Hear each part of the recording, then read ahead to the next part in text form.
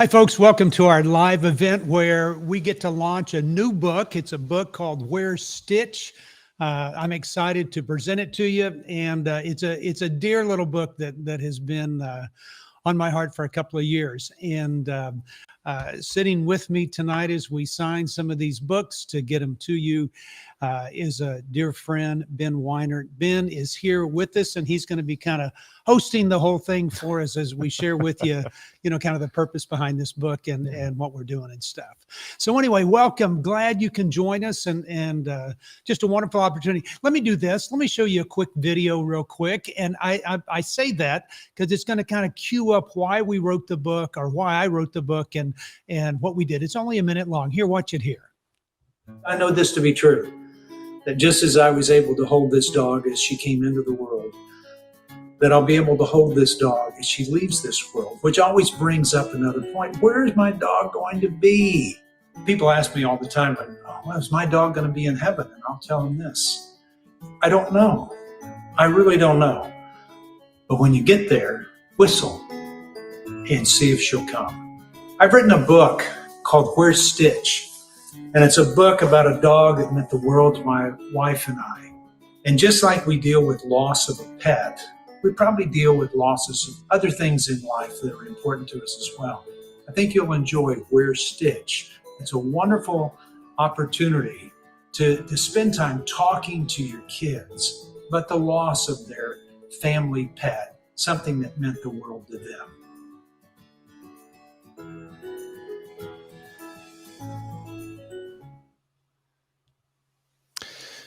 Well, Mark, it's so good to be here tonight and doing this with you. Yeah. This book's a little bit different. Tell us a little bit about why you wrote this book.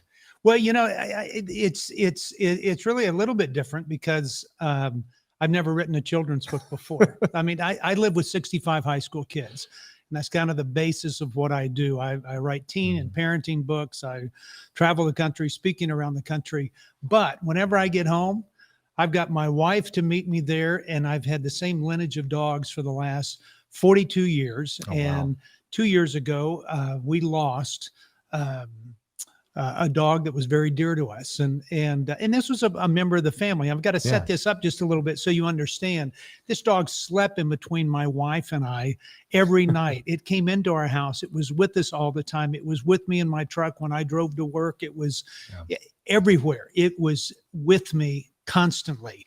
And I mean, we were like this. And so it was just one of those dogs. If I was in the recording studio, she was in the recording studio. If I was writing a book, she was there with me writing the book. She traveled with us, everything. One night she dies, and just out of the blue, it hit us like a ton of rocks. And I think what I began to realize was, more than anything else, is that we just lost something very precious to us. And the difficulty was that people started telling us that she crossed the Rainbow Bridge, or that she went to doggy heaven, or she, and for me, at that point, I was a little offended. And I was offended that here's adults moving to some childish comment about where my dog is, and almost like skirting the issue. And I found myself getting a little angry. And so I was a little upset as I started to write down my thoughts about my dog and what she meant to me. And I started to ask the question, where is she? And it's a comment that I hear all the time from people who have lost loved ones, or grandparents, or a child, or dear friends. They say, I know they're in heaven. I know where they've ended up, but I don't know where that is. Right. And so I sat back and I just started asking myself the question, where's Stitch? And I asked that question because of this. When I would look in that dog's eyes, and you may think I'm a little bit crazy here, but if you've had a golden retriever or a dog that you're close to that has spent time with you and loved on you and you loved on it, then you know exactly what I'm talking about. Yeah. I would look in her eyes, and it was amazing to me, looking in her eyes, that I had to feel like it was more than just a bag of chemical reactions happening that was responding to me. And then when she passed, I looked at her and I thought, well, where did she go? Where is that? Her carcass is in our backyard. But I wonder where she was. And so I started to realize that I don't have the answer to that. I mean, I don't have the answer at all. I don't know where she is, and so it kind of went a little bit further, thinking that I think we as Christians sometimes have this amazing way of coming up with all these, perhaps all these comments and explanations of things, when maybe there's just some things that we don't know more than anything else. Yeah. And so that's where it's kind of gone, Ben. It's kind of gone to that point of, maybe we aren't supposed to know everything. Maybe we don't have to know everything. Nobody likes to know it all anyway. And I sure don't know where she is, but I can tell you this: she's right here. She's in my heart. I remember her, and so now the purpose of the book. I want people to know that it's okay to talk about those things. Speak to the elephant in the room. Yeah. Speak to the very thing that's the hardest thing that you're dealing with. Don't be afraid to deal with it. Help a young child deal with the grief that they go through. They just lost a significant animal in their life. And so now it's saying, let's just make sure we're having conversations about that. Well, and it's so much more than that. I read the book and I've got kids, and what it really did for us was it gave us an opportunity to broach a topic that is so hard to talk to about kids, because it's not just about the death of an animal or a furry friend, but it's about so much more than that. It opens really up the conversation with your kids. Yeah, it really is. And it is because, I mean, kids still think concretely ages 1 through 12 years of age. And then they start to think abstractly. And so when there's been a death of somebody prior to age 12, that child is having a tough time conceptualizing what that really is. Yeah. And one of the things that I've always believed is that the reason that God gave us animals is to show us life. And there really is that part. I get to hold this animal when it comes into my life. And at the same time, I get to hold that animal as they pass on from this life. And there is something to teach us about that it's okay to talk about it, that we get to see almost a living example of what life is going to be. And if you're lucky, over a period of your lifetime, you'll have 5 or 6 instances where you'll have dogs or cats or pets or something that will show you what life is, that gives you a taste of something that is very special and not to be feared. Yeah, absolutely. Well, folks, we are selling these books for you and autographing them online tonight. This is a live book signing on Facebook Live. You can actually go to premiercollectibles.com/stitch. That's premiercollectibles.com/stitch. And on that site, you can also click a link where you can ask us questions. And we would love to answer some of your questions through that website tonight. Mark, I was actually curious with all the viewers that are watching this, who their furry friend is, because you had a golden retriever, and you said a lineage of golden retrievers. Yeah, we had 42 years of the same lineage of dogs, which is just crazy. And I mean, at one time we had 4 golden retrievers, and they're lovable dogs. They're wonderful dogs. They love on you like crazy, but they're no different than any other pet that anybody else has. Yeah, I mean, that is something. I mean, this dog was our 3rd child. I mean, it was basically it. And so the loss of that was something that was difficult. And so as I write in the book over and over again, I mean, it's illustrated by a guy named Bill Kersey, and it does a wonderful job, but it's just the opportunity, I think, to share with people, look, here's a dog from a pup, all the way through the time that I even depict in there, that here's when she died, and this is what we felt when she died, and this is what people said, and these are the comments that people made, and it just means that we can talk about it a little bit more. Yeah, absolutely. Well, folks, if you would post on the comments who your furry friend is. If you've had a difficult time in watching your family grieve the loss of a loved one or a loved animal. And we've got some comments and some questions here, Mark, that I know the viewers wanted to hear answers to. And so you can go on that site one more time. That's premiercollectibles.com/stitch. And you can ask your question, and we would love to answer that for you as well. I'm looking through the comments here. How about this one here? from Tammy from Ohio. Is there a bigger theme or a takeaway from? We know it's a children's book, but is there a bigger theme or a takeaway from the book that you want your readers to gain? I think you kind of answered that a little bit. Yeah, earlier. I do. There is, and a good friend of mine out in California who was interviewing me for the book made a comment. He said, "It's almost like it's a theological treatise in the form of a children's book." And I don't want that to scare anybody by any means, but it is something that says this: it's okay to talk about those things that we usually shy away from. And this, that sometimes we're at a loss for words. We don't know what to say. We don't know how to engage. We don't know how to talk to somebody about the death of somebody or something or some pet. And so we ignore it, or we make up these answers that just aren't logical. I mean, now think about that. I mean, somebody tells me that my dog crossed the Rainbow Bridge. I'm 67 years old. If I was 8, that may have worked. But it's having that conversation that will help a child talk and process. Grief is usually lived out over a period of time. And it's not something you just resolve one day and you wake up and hope that it goes away. Grief is a response to the love of somebody, and shows the love even of an animal over a period of time as your mind processes that. And so what a mom and dad can do is spend a lot of time helping a child process, what they've lost. And it could be a dog. It could be a grandparent. It could be a brother or sister, an aunt or uncle, or a friend at school. But whoever it is, it's okay to talk about it. Yeah. Okay. So what do you say? Because I've had this experience as well. We've gone through loss in our lives, and it's so difficult when people come up to you, and it's like they want to say something that will comfort you. Yeah. But they come up with all these things. So what do you say? How do you comfort someone in that? There's a song that a guy named Paul Overstreet wrote years ago, and he said this. He said, you say it best when you say nothing at all. Yeah. And there is something about that you just wrap your arms around somebody who's experienced loss, and you let them know that of your presence there. And this is something for them to work out, for something for them to deal with.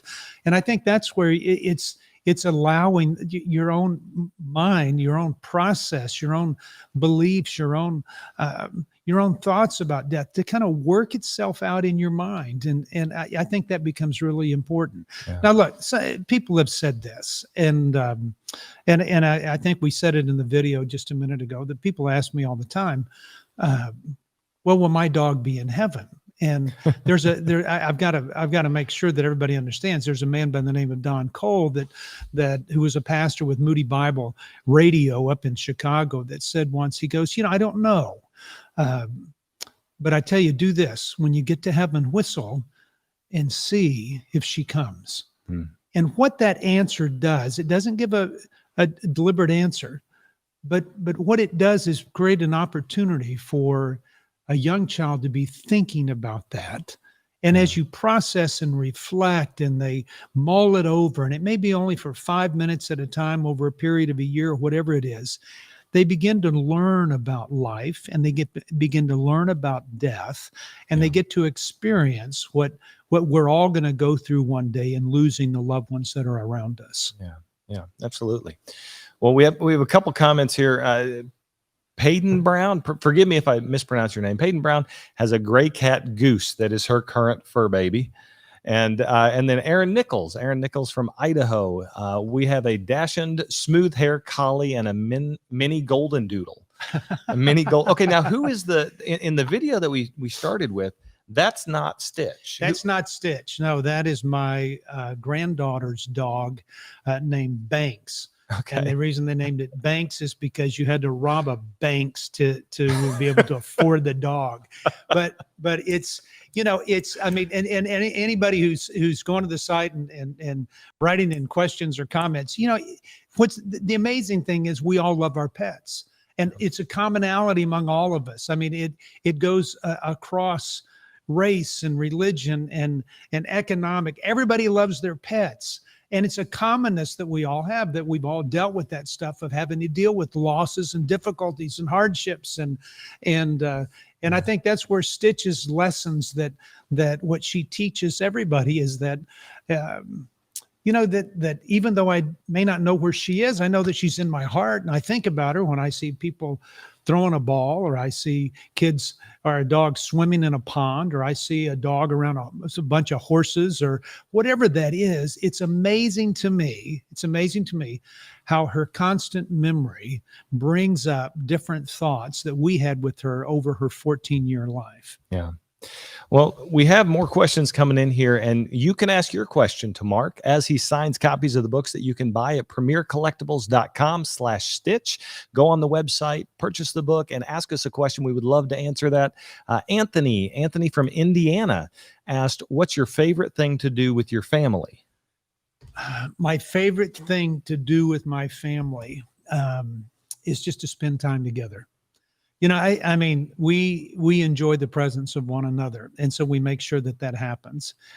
Probably can't spend enough time together. As I mentioned at the beginning of this, I write books, but my main deal is I live with 65 high school kids that come from all over the country that are struggling and having a tough time. That's the basis of what I do. And because I see kids struggle and go through crises and hardships and difficulties, and it's amazing to me how many kids have said that some of those difficulties started in middle school years when they lost a pet or they lost a grandparent. And it's almost when they're going through that transition of moving from that concrete thinking to abstract thinking that they don't quite understand the loss that they've experienced. And so because I get to spend time with all those kids and all the people and parents, I don't get to spend near as much time as I'd love to with all of my family. Yeah. But that's what we enjoy. I mean, we can go to the beach and have fun. We can go anywhere and have fun and enjoy the time together. Well, y'all are a very tight-knit family, and I've had the pleasure of knowing y'all for going on almost 20 years now. Long time. It has been. It's been. I had a full head of hair when we started this journey. That was a long time ago. And you mentioned that you live with 60 plus struggling teenagers out your back door. And I think that spurred on this question, but Liliana from Wisconsin asked, any advice to parents struggling to relate to their teen, and what advice would you give to the teen? Yeah, you know what? I do have some advice that I think I would give to you. Maintain the relationship. Above everything else, maintain the relationship. And I don't know where you are spiritually or anything, but I do think that you have the opportunity to give your child a taste of the character of God through the way that you engage with them and the way you keep the relationship. And I'm talking about communicating a relationship that says, there's nothing you can do to make me love you more, and there's nothing you can do to make me love you less. Yeah. It's saying that relationship's going to continue. And what you find as you go through the chapters of your life and move from page to page to page is the relationship is the constant theme that brings you closer together and allows your family to flourish, and it changes the destiny of your family as well. And so above everything else, maintain the relationship. Above your demand for perfection, above being judgmental, above your desire to be authoritative all the time, maintain the relationship. God uses people and sends messages to our kids and others around us through the relationships that we have. So that would be my encouragement. Now, to a young person, I would tell you this, these aren't the best years of your life. They really aren't. Yeah. There's going to be better years ahead, better days ahead. You're going to have deeper relationships. You're going to move in ways that you never thought you had before. And all through life, what's going to happen is you'll experience loss in some way. The loss of what you had hoped for and wanted, dreamed of, had really desired, or something you've possessed and is no longer there. And you deal with those losses in such a way that makes you almost accentuate and appreciate the better times in life as you go through the dark times in life. I remember when we lost our home in a tornado when I was 20 years old and lost everything, just everything. And I thought it was the end of the world, but it really wasn't. It was just a chapter that we had to get through. And as the pages turned, then that became a smaller and smaller deal in our lives, and we were able to move on and flourish. And so you're going to approach different things in your life you don't like, but with good relationships around you, and a good dog, you'll make it to a very good place. Absolutely. Hey, so we have another question here. And before we get to that, folks, if you just joined us tonight, what we're doing is we're doing a Facebook Live book signing of Mark's brand new book called Where's Stitch? And so if you would like to pick up this book, you can go to premiercollectibles.com/Stitch. This is Where's Stitch? When you've lost your best furry friend. Mark, one of the other comments that came through was from Erin, and she asked, do you utilize any pet therapy? Do you utilize any pet therapy for the kids? Because they have equine therapy where they're from, and it's had a huge impact on their family. Yeah. I think that the Future Farmers of America, FFA, has always said this, that if you want to keep a kid out of trouble, give them an animal. And there's something about that. And when you think about it, I mean, it's the development of responsibility that a child has to take care of something else, keep their focus off of themselves, put it on somebody else. Assuming that responsibility means they're going to be developing maturity. They learn to care for something else. Hopefully that animal cares for them and they get a response. They get an affirming sense of value from taking care of an animal. So the answer is yes. We do. We use horses with all the kids that we have. We have 25 horses that our kids get to spend time with, and that's enough horse that I'm not so sure we want dogs in all the houses. So we're in East Texas, and all the kids live in log cabins. I mean, beautiful $1 million log cabins, and they live there. And if we had dogs, I'm sure they'd be chewing on the wood of these log cabins. So we don't do that way. But we sure welcome stray dogs on our property, and we love it when they come around. So I think some people have been doing some research on you. Yeah. Because some of the comments and questions that are coming through the site have nothing to do with your children's book, but they have more to do with your background. So I think what our listeners would like to know is, how in the world did you start this whole thing? Where did it come from? How'd you get here? When I was 19, somebody came up to my soon-to-be wife and I and asked if we would lead a Young Life Club. And Young Life is an organization. It's an outreach to kids. And we said yes. We were both 19. And within 2 or 3 months, a father of one of the boys came up to me and said, I'm struggling with my son. What do I do? And I'm a 19-year-old. I'm going, I have no idea. I have no idea at all. You got to be kidding me. But why don't you let him come live with me? And he did. And from that, then we've always taken in kids. And after Jan and I got married when we were 20, we continued to take in kids. And so we've always done that. I worked for a church for a while as a youth pastor for a number of years as they paid for my schooling and education.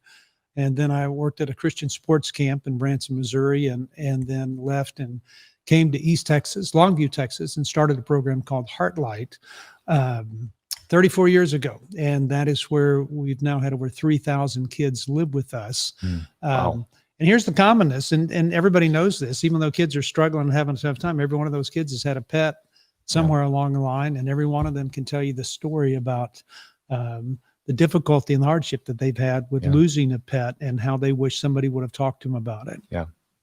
I think death is a difficult subject for parents. It's almost like we don't know what to say. And if we do say something, is it going to somehow scar our kids? Do we hide that information from them? I know you've been a huge proponent of communicating to your kids, over communicating to your kids. Don't be afraid of those issues. Yeah. And here's the thing, especially when your kids become teens, I think that parents have this tendency to share their opinion all the time. And I think just because of the way that kids communicate, the internet, the accessibility to information, kids don't want opinions anymore. I mean, you can turn on the TV and get 1 million opinions, and they're like excuses. They're not worth anything. But what they're longing for more than anything else, Ben, I think, is perspective. That we have the opportunity as parents and as grandparents. I'm a grandparent. Matter of fact, all my grandkids are in this book, but as a grandparent, to share a perspective and to give balance to some of the craziness we see so that we can help them understand that there is an essence of hope. And even in the tragedies of life, all the horrible things that happen, horrible things have happened all along, and it Yeah. doesn't take away from what is happening today that's horrible. It just puts it in perspective so we can have deeper discussions to kind of formulate values and principles and those biblical things, that the standards that we embrace, and those morals, and how we play those out, and how we discuss the challenges that we all face in seeing this ever turbulent world. And I'm not an anti-world kind of guy, but this world always changing. Then how do we adapt what we believe and value and apply it to the world that we have to survive in? And so I tell parents, you can either raise your kids to live in a zoo, or you can prepare them to survive in the jungle. And I think the way to prepare them to survive in that jungle is to share more of your perspectives, to engage more in relationships and discussions, and not be afraid to talk about the harder issues that they are facing, so that we can give a deeper perspective that ushers in a great sense of hope in their life. Well, because if we don't talk to them, somebody else will. Oh, absolutely. They're going to get information from somewhere. And what they're looking for more than anything is your wisdom. They want your wisdom. And there's very few places they can get that. Yeah. Well, folks, this is about Where Stitch, but I know we're kind of going all over the place, but that's, but Where Stitch is it's a wonderful children's book. As we've said, it's not just for kids. It's a great tool to use with your kids, but even as an adult, as I read through it, it brought up things in my life where I had to kind of question and remember how I dealt with loss. Wow. And so I would encourage y'all to please visit premiercollectibles.com/Stitch and get a copy of the book today. We're going to continue answering questions. Y'all keep them coming. You can post on Facebook, on our Facebook Live feed, or you can go to premiercollectibles.com/Stitch in order to get more questions, or in order to ask more questions. Mark, okay, here's one from Victoria from Arizona. What has been the highlight of your career? You've done this for a long time. Yeah. What's been the highlight of your career? The highlight. The highlight. That's a tough one. It's a tough one for me. I'm not so sure that I can say that there's been one thing. That's hard. I would not go back and want to relive anything in the past. I'm not one of those kind of guys that think the past is better. I love today, and I love each turning of the page and each chapter that we move on with. But the highlight of ministry is it's always serving people.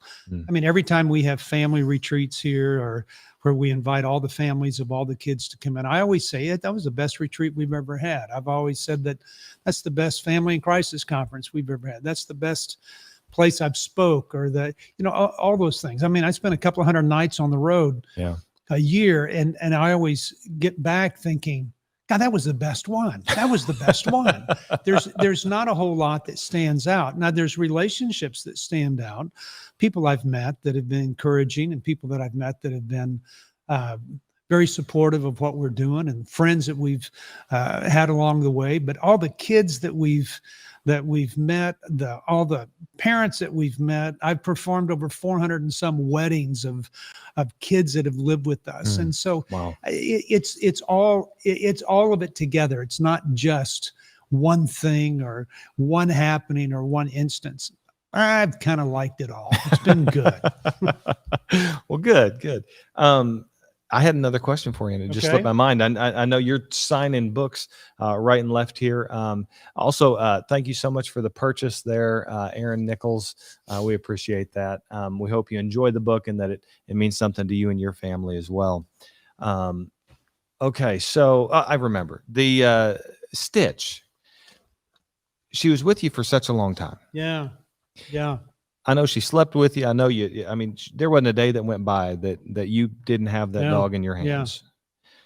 So when you travel, you stay at all these places. You see friends. You see family. You meet people. Everybody's got a pet. How often does Stitch come back to you? Oh, all the time. It is interesting, and I reflect that in this children's book, when I see people with their dogs and stuff, of course I miss her, you know, and I'm sure if we get another dog, I'll miss that dog just as much. I just, you know, but it always comes back to me whenever I see a golden retriever. A crazy thing that I did a couple of weeks ago is I crossed the Atlantic and on a boat. And as we crossed the Atlantic and where we didn't see anything, we were 2,000 miles away from land. We get to Spain, and here's somebody walking a golden retriever that looks just like my dog. Oh, wow. And I sat there and I thought, God, I miss my dog, you know, and so she hasn't been forgotten by any means. Right. But there's always that sense, you know, and I've said this, that if I could be half the person that my dog thought I was, I'd be twice as good a person that I am. Yeah. I mean, she was just one of those loving animals, and everybody knows that. Everybody knows that. And so, and you dread the day, everybody dreads the day that we're going to lose that animal. Yeah. And yet there's something very glorious in that you have been with an animal from birth to death, and you've had the opportunity to love on that animal for all those years. To me, that is an amazing experience that is rivaled really by nothing else. Yeah. So, yeah, absolutely. Well, as we answer some of these questions and we continue signing books, if you have any other questions, please post them on the Facebook page, or you can go to premiercollectibles.com/stitch and post your questions there, as well as buy the book. Mark, would you want to just read maybe the back cover or maybe a selection from the book? Yeah. And kind of give the viewers a taste of what it's all about. Well, you know, I mean, it says, where do our furry friends go? And it says, everyone was always asking, where's Stitch? And the answer was always easy: chasing a ball, or swimming in the pond, or taking a nap on the porch. Until one day, the answer wasn't easy anymore. And looking for Stitch made her family sad. But with the words of one wise papa, everyone came to realize that they need to never ask again, because Stitch had never really left us. And it says that Mark's simple and sweet story brought life to the vibrant illustrations of a fellow named Bill Kersey, who did a wonderful job illustrating. Will comfort readers dealing with loss by showing them the everlasting power of love. And so, that's really the book. I mean, there's a ton of animals in this thing. I mean, kids are going to love it. If I could, you know, just had the opportunity to show all this, it's amazing. There's a special page in here that is all about all the different dogs that are around me. And these are real dogs. These are real dogs that people that our staff have had, people have had, my kids, my grandkids have had, and so I think any young person would enjoy going through and looking at all the animals here. I mean, and that are throughout everything. Yeah. And of course, I mean, the two people depicted here, Mama and Papa, are me and my wife, and the four kids in it are my four grandkids, Macy, Miley, Chase, and Carter. And so they're always asking questions about where's Stitch. And so it's my answer to them as a grandpa. And so I tell all you grandparents, this book needs to be in every one of your libraries at home for you to have those discussions with. Now I saw the page with all the dogs on there, and in the top left there was Callie. Yeah. Now, who is Callie? Callie was Stitch's grandmother, and Angel was. There's another dog on here named Angel. Angel was Stitch's mom. Tex, who is not on here because we forgot about him, he died when he was 19, was the grandpa. And so, I mean, we've had this lineage of dogs that it's just been fun. It really has been fun. And so everybody asks the question, are you going to get another dog? Yeah. I don't know. You know, I mean, it quite honestly, as I said, I'm 67 years old, and most of these Goldens live to be 13 years of age. Well, in 13 years, I'm going to be 80 years old if I make it. And quite honestly, I don't know whether I'd be able to make it through the loss of another dog. I mean, that's what's really keeping me from it. And plus I just need to slow down enough where I'm home, so I'm not having my wife, having Jan, have to take care of the dog and train it, and so Well, anyway. we've got a couple other questions here that have come in, and one of them is from Mary Louise from Dallas, and she asked the question: is it okay for my child to see me grieve? Oh yeah. I think that's one of the beautiful things about a relationship that you have with your child.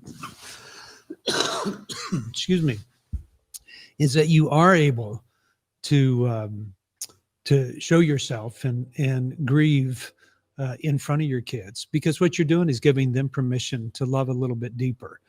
It's always funny to me, and I want you to know, as I'm saying this, you hear a train going by on the outside, and the East Texas sun is setting on one part of our face. That's why you see shadows in here.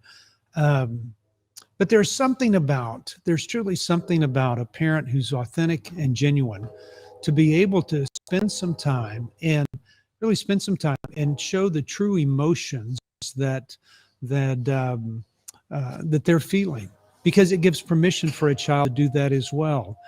And we live in a culture that doesn't allow men to cry, that doesn't look at that as a sense of strength, but really a sense of weakness. And sometimes I think we just look at things differently when we see life through maybe eyes that are filled with tears, rather than dry-eyed, that kind of keeps us from seeing those things that God would place before us. And so I'm one of those that believes kids ought to see every emotion we have in front of us, and because we give them permission to do the same. Yeah. Yeah, in working with the teens here, and really the parents are the ones that ask that question a lot.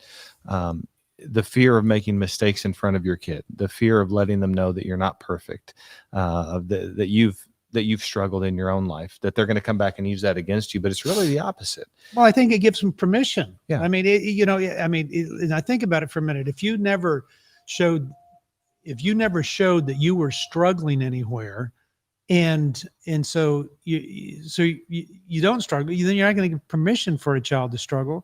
Well, they're not going to struggle in front of you, because you set the expectation that it just, you can't struggle. But you're saying that you need to be perfect, rather than letting them know that you can maintain the relationship while struggling through different things in life. Yeah. There's something that's beautiful about that kind of relationship. Yeah. Phil from Chicago wants to know, and I think everybody does. I know you've said you're not sure when you're going to get a new pet or a new golden, but his question is more geared towards, when is a good time? Let's say I've got a kid that has lost their pet. Lost this beloved family friend. Yeah. How long do you wait? Do you try and replace him?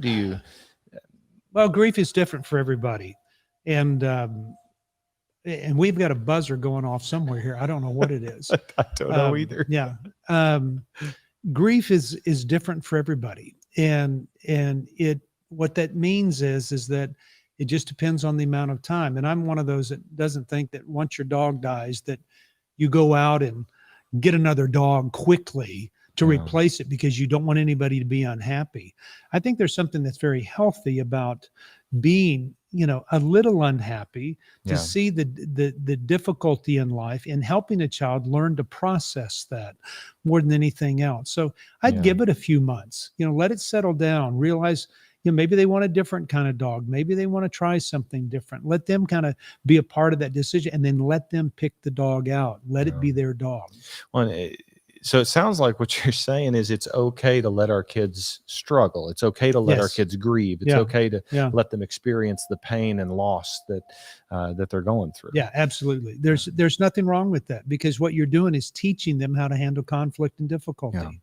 There's something that's wonderful about that. You have to give them the opportunity to learn how to do that. And if they don't learn from you, then what's the point of having a parent? And so it's that type of thing. Some people don't want to have a pet around the house because they're afraid it's going to take all these things. So you're going to have to do all this stuff, and now you're going to have to work. Now we're going to lose it. Now we're going to, and I'm going, well, that's a part of life. It's a microcosm of how life is going to be, and that's where it becomes perfect.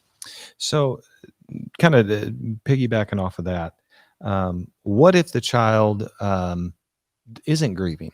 How do you help a child grieve if they don't seem to be affected by it? And this is a question from John from Wisconsin. Says, my child doesn't seem to be grieving.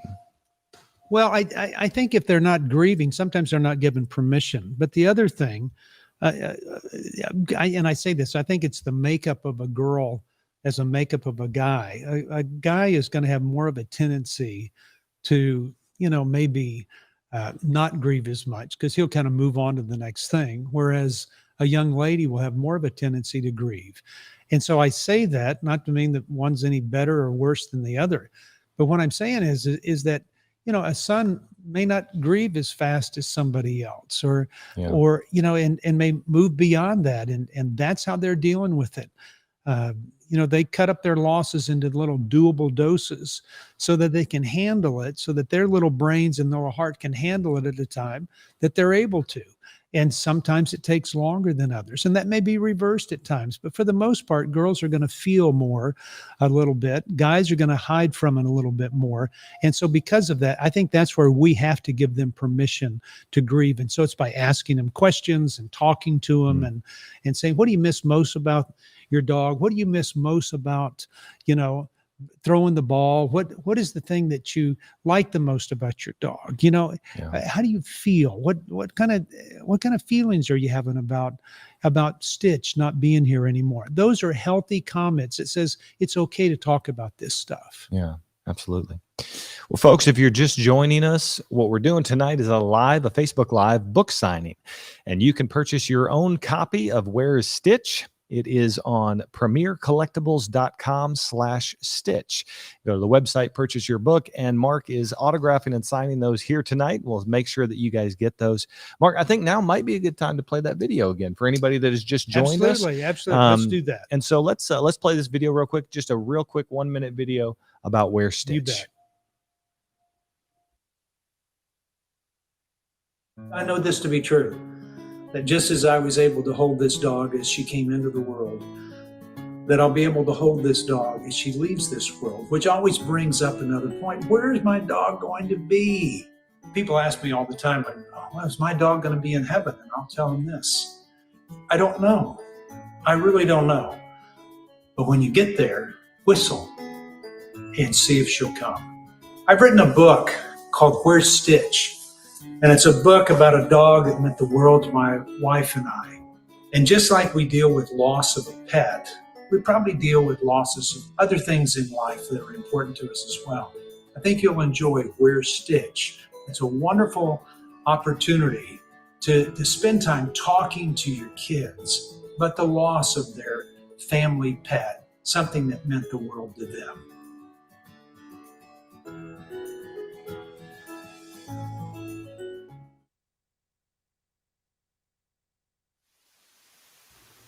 All right, we're back. We're back. We still haven't figured out where the beeping's coming from. Beeping's coming from somewhere. It's not any of the cameras or anything, but who knows? Well, could be Stitch trying to get back a hold of us in some way. Well, we really appreciate everybody that is joining us on Facebook Live and joining us for this event. Thank you so much for all the questions that you've submitted, and we are trying our best to kind of get through those tonight.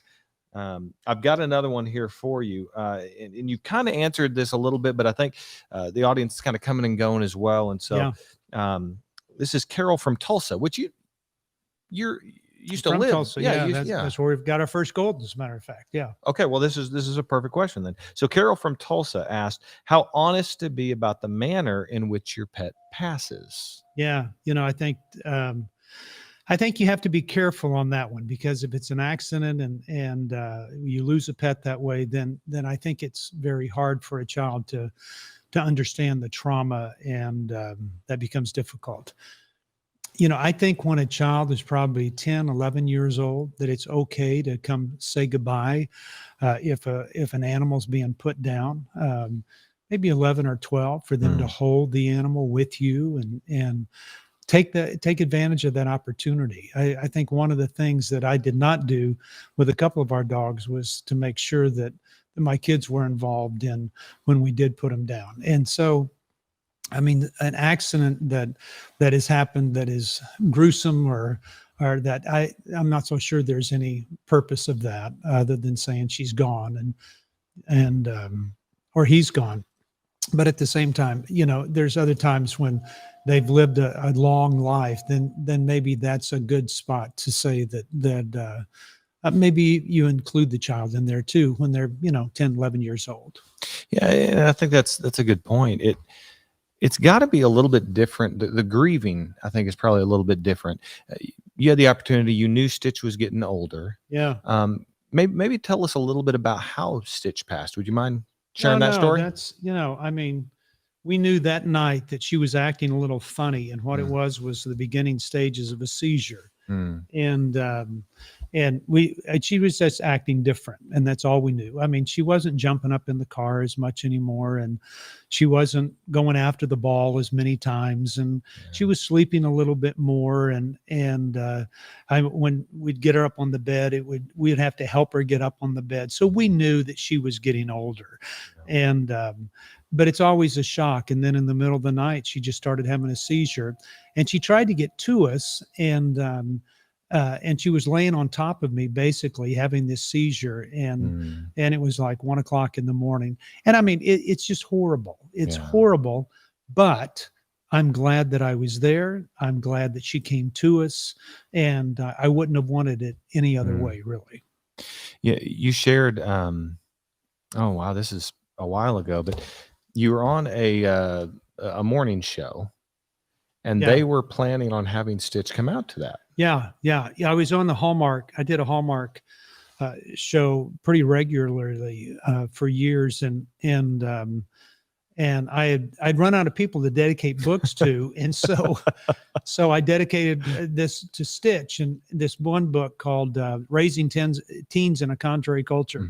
I dedicated it to my dog, and they came back and they said, "Well, we'd love for the dog to come on the show," and I said, "That'd be great, but she's going to have to be." When we fly out, she's going to have to be in first class because I'm not putting her underneath or anything else. And so anyway, she ended up dying before we had a production meeting, and they said, "Are you going to bring Stitch out?" And I said, "I can't." She died. And so when I got out there to do the show, it was a morning show called Home and Family. When I got out there, we were all sitting around talking about our dogs, crying. And one of the ladies there, who was the director of the Tonight Show for 15, 20 years, said, "You need to write a children's book." And that's where it started. Oh, wow. That's where I went, okay, I think I'm going to do that. And so flying back home, I just sat there and I started writing out, what would I say to kids about a dog? And so that's what I did. And that's where the idea came. So thank you, Hallmark Channel, for inspiring this book and being a part of it. You guys were a big encouragement. So we've got some questions here, and some of these are pretty just straightforward, quick answers. But where were you born? Midland, Texas. But you've been all over. I have. I lived in probably 30 different little cities, little towns all over West Texas. My dad was on an oil blasting crew. Then we moved to Victoria, Texas, and then on to southern Louisiana, where I was really raised, in New Orleans, and following the oil, basically. And then Tulsa, Oklahoma at that time was the oil capital. So we moved to Tulsa, and that's where Jan and I met in the 9th grade. High school sweetheart. High school sweethearts. But our first date was when this Christian band came through Tulsa, Oklahoma, called Led Zeppelin. And good Christian band. Yeah. And so that was over 50 years ago. Isn't that crazy? Oh, wow. Yeah. Wow. So yeah. And your high school reunion, we were talking about this the other day. This is your 50th high school reunion. Yeah. I mean, if we don't look like a bunch of bags of dirt, I don't know who will. I mean, it's fun to get together and just look at how you've aged, and who thought that we were all going to get old. Okay. And so you moved all over, you traveled around, but then you ended up going to college. Yeah. I went to Tulsa University. I went to University of Arkansas to swim competitively, and then quit, went to Oklahoma State University, was there a year, got bored, even though it was a great school. So I came to Tulsa University, and that's where I graduated from. Okay. And obviously you graduated with a degree in child psychology. Not at all. It's in real estate investments and finance.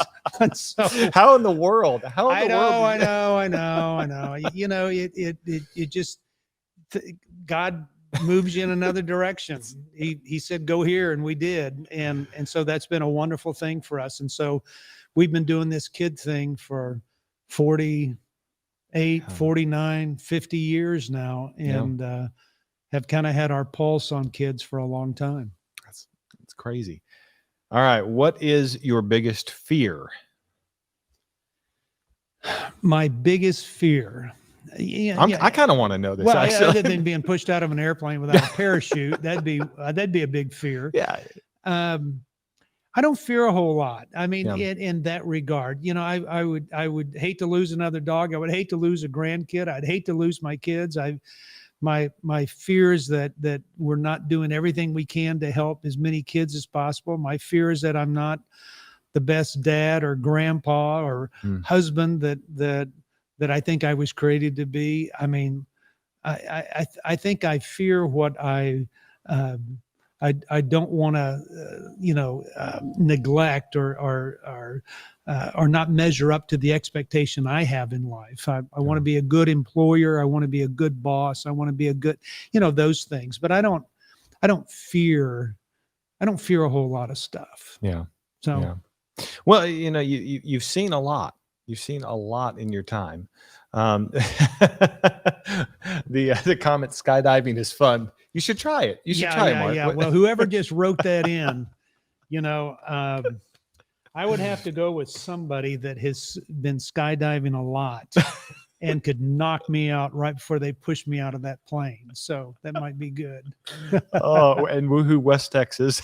Apparently you've got a West Texas fan there. Yeah, somebody in West Texas is writing in. And so I hope you guys get some rain out there. Oh, man, it has been so dry. Yeah. It's been so dry. We've got friends out there that their property is on fire right now. So hopefully they'll make it through. But well, Mark, we've talked a lot about the book. We've talked a lot about kind of where you came from, what your background is, what you've done for the last 40, 50 years or so with teens and families. It's really, it's inspiring to hear all the stories. Are there any stories that stick out to you? Are there any stories that stick out to you over the years where you say, you go back to that one and you say, that's why I do this? No. Yeah. And I say that, I'm not really an author. I mean, I've written 20 some books, but I'm not really an author. I'm a storyteller. And so I think there's stories everywhere, and everybody's story is just as important as the next one. And so there's not anything that I would go, this was a mind-blowing thing. Everything to me is mind-blowing. I mean, I'm just one of those guys that's always amazed by God's grace and his goodness for me and my family and what we do. But I'm not one that goes, this sticks out. Like, this was a fishing adventure. Well, it was fun. We got fish and I've crossed the Atlantic, and so now I crossed the Atlantic, or I mean, they're wonderful experiences. Yeah. But all of those would not be fun if it wasn't for the relationships that I had with people. Yeah. And so I cherish the relationships a lot more than I do the experiences. And that's what I enjoy more than anything else. And so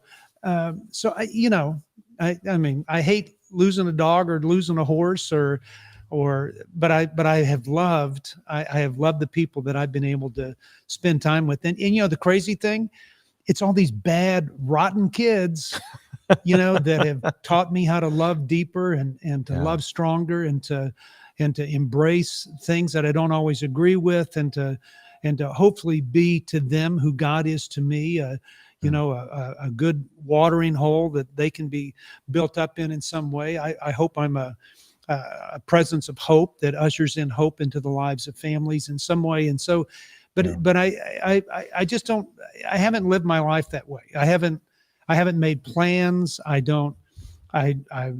never planned things out. Things have just kind of happened, and I never wanted to do all the things I'm doing either.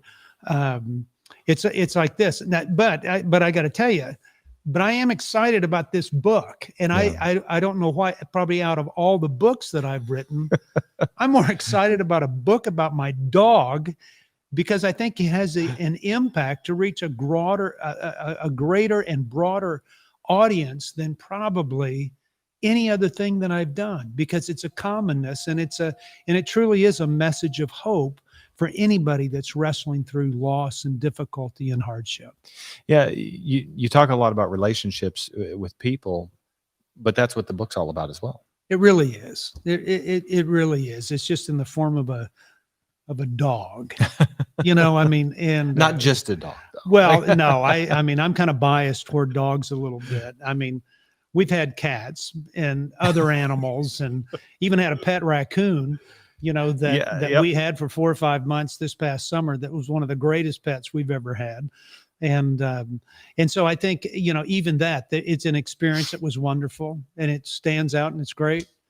But there's going to be plenty more experiences too. I mean, there's always another door that will open to do something else and be something else and become something else. And I'm excited about that. So what, maybe what's a lesson that Stitch taught you? You talk about how,